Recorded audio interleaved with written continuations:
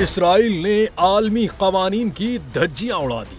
सेहूनियों ने यमन की सालमियत पर वार कर दिया।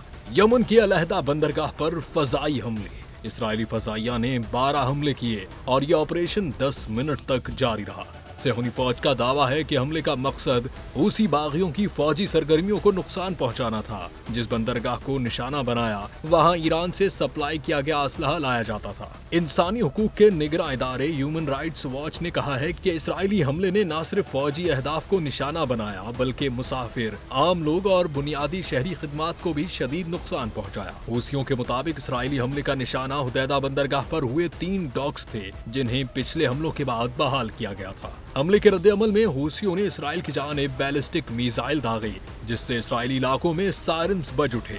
वाज़ेह रहे कि हुदैदा बंदरगाह यमन में इमदादी मरकज है जहां से तकरीबन 70% तिजारती दरामदात और 80% इंसानी इमदाद बंदरगाह से गुजरती है। हमले की वजह से शहरियों की जिंदगी मुश्किल हो गई है।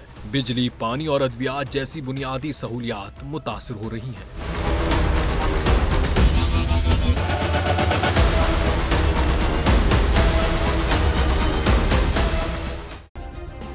सब्सक्राइब करें और बेल दबाएं ताकि कोई खबर रह न जाए।